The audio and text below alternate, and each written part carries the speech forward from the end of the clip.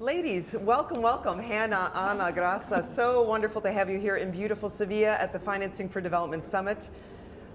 Two of our best resident coordinators representing the governments of Nepal, working with the governments of Panama. Thrilled to take a few minutes with you. A little bit of a deep dive, a little bit of an exploration of your day-to-day role, your leadership, and also what's happening at your country. So maybe Hannah, I'll start with you. So Hannah, you've updated me that Nepal is moving itself through the process of graduating from least developed country to middle income status. That's a huge step forward for the government of Nepal. I hope for also the support that the United Nations brings to the government under your good leadership. Could you give us a few thoughts on that process and what you see as the next steps? Very much so, and lovely to be here, Lisa, and lovely to, of course, Seville. What a fantastic place to be there, other than the terrible heat. But Nepal graduates from an LDC to a middle-income country in less than 2 years. What a moment, historical moment of pride for the Nepalis, but also for the UN. We have been in Nepal for over 70 years, so to accompany Nepal during this process is fantastic. However, the graduation also comes with lots of challenges. You have the climate, of course, challenges, climate risk. You have the trade benefits that might be reduced. You have the gaps in financing. So, and as the SG, I'd like to repeat very much what the SG was always saying, that graduation shouldn't be a punishment. We shouldn't penalize governments and countries that have done well.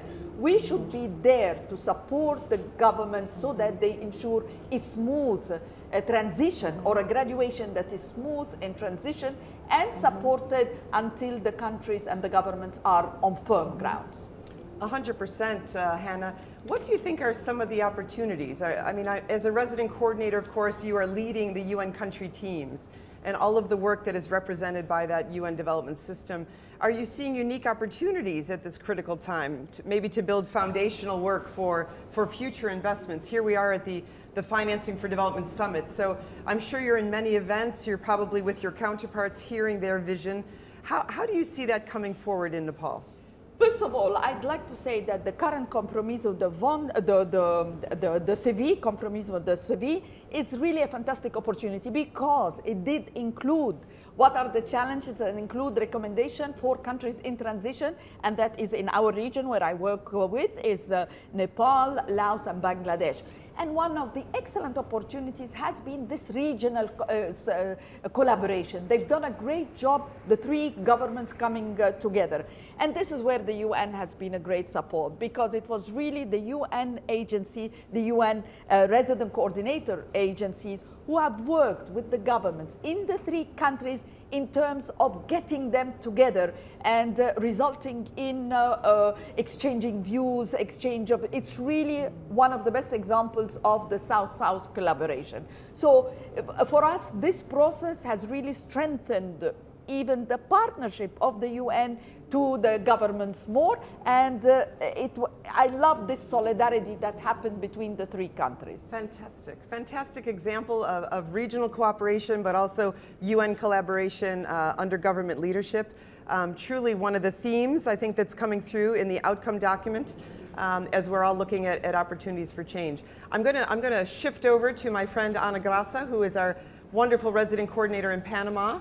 Ana Grasa, you've been now leading the country team. You've been embedded and working beside the government of Panama. Could you give us some highlights of your work in the country and your vision as you are here also in Sevilla with us? Wonderful, Lisa, and thank you for the opportunity. It's been a fantastic one day that feels already like many days, and very meaningful for countries like Panama that have already graduated. So we're talking about those countries in Latin America that are already high, middle income, high contexts where we know what's happening. We know that fiscal space is shrinking.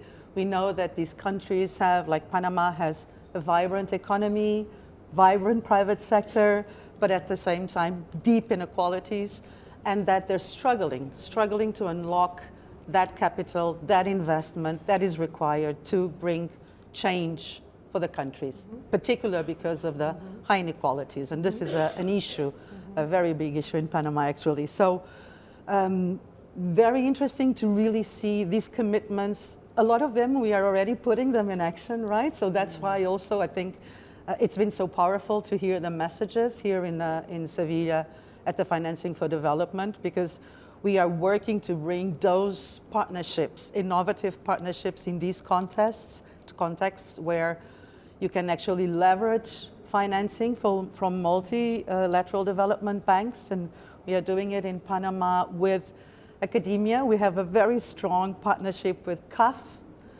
and a high-tech university.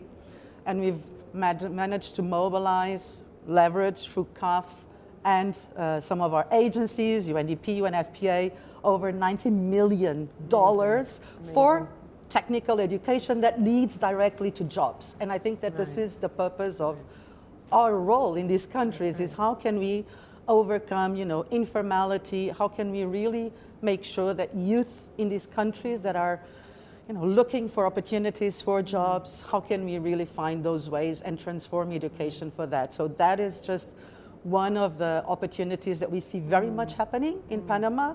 Private sector, super vibrant. So we've built coalitions through the new UN cooperation framework that we are now very excited, almost finalized.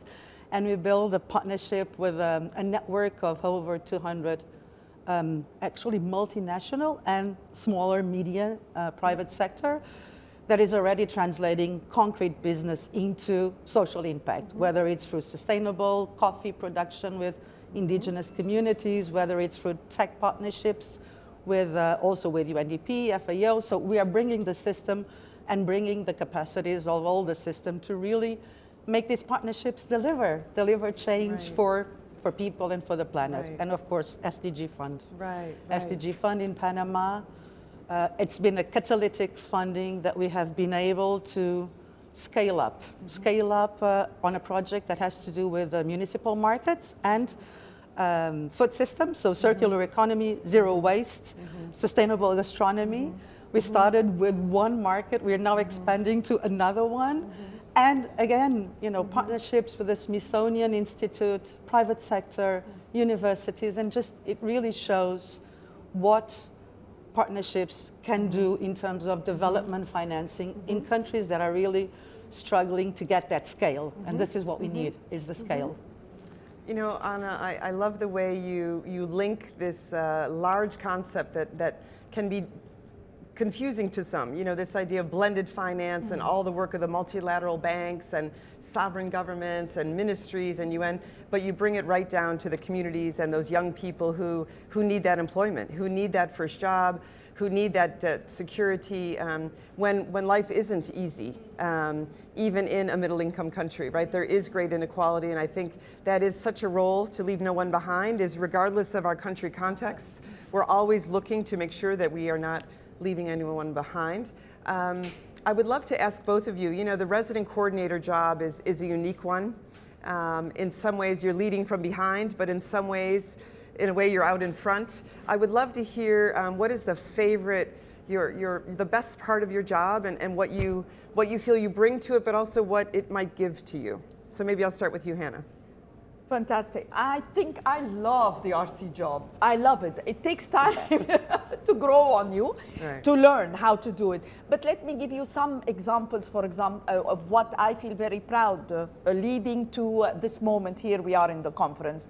And that's the power of the RC, the convening power of the RC. We underestimate it, but it is a great, great energy and a great power. For example, we started like a year and a half preparing for this conference. Let me tell you some of the process.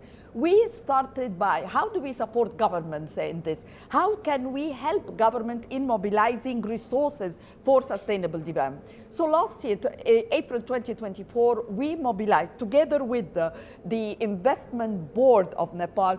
We co-organized a huge investment summit that invited over 1,700 investors from 55 countries that resulted in an investment plan for Nepal for over $63 million. This is something, it's really, really leading from behind. The second is we got together, we co-convened with the government, with the Ministry of Finance and major business federations in the country so that we pull together a policy dialogue, a finance for development policy dialogue that sometimes is very difficult for people to understand. So how to get all these different partners together and to start this dialogue. The third is now the biggest challenge for the RC is really sometimes the UN. How the UN to work together. Right. This conference really gave me a fantastic opportunity to develop a task force of 5 agencies that are working on investment but in different areas. So for example, UNICEF, UN Women, FAO, ILO, and we presented a task force where we supported the government collectively so that there is one section on private finance, another section on gender-based finance, a third on climate finance, all this as one voice, not so many different agencies hitting together. And together we all contributed to the current draft inputs of the outcome document. So it was beautiful. So as an RC, you felt so good that the UN was really speaking with one voice. Right now, the Ministry, for example, of Finance, with the support of the UN collectively, under the leadership of, I have to say, UNDP, is finalizing the integrated, what we call the integrated financing framework. Now, this is very important for countries like Nepal, because this framework will align all sources of funding and to focus it on green finance, a bonded finance, using the tools from this. So I think this is, it makes you feel, okay, you might not be doing something yourself, but the convening power is the most beloved part of my job. Beautiful, beautiful. Connecting the dots, being inclusive, right? Yeah. Making sure that all those government entities, but also the private sector, civil society, are all part of that success. It's very inspiring, Hannah. Thank you. Ana Graça, what would you say? What is your favorite part of being a resident coordinator? I mean, honestly, I think that in a context, your favorite parts, they always adjust to the needs of the context of the countries, right? In a context like Panama, I think that what is key for us is to be able to exactly connect those dots to see where are those partnerships that can produce change, and produce change for the people, produce change, to revitalize communities that are very depraved of social services, to really produce impact. So connecting those dots, and from the behind, being a trusted partner.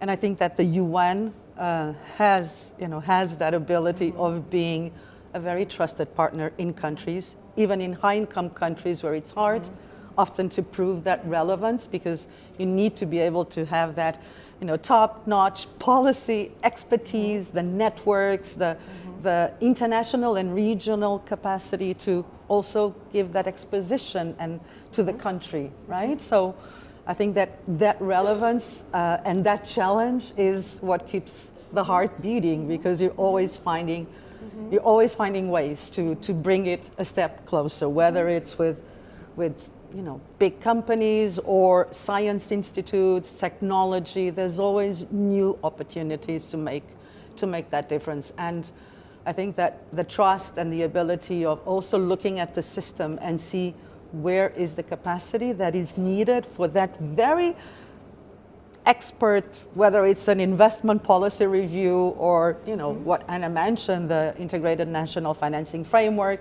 You need to know where to go, and the governments and other partners count on you. They count on us as the first entry point to know where to go, because it's very, when you're a government, a decision maker, you can't be thinking, okay, there's 25 or 28 entities on the ground. Who do I go to if I want to do something on impact investment, whether it's social bonds, whether it's other, they need to know where to go. So say, come to us, and we'll lead you to the best that we have available. And I think that's the true power behind the scenes.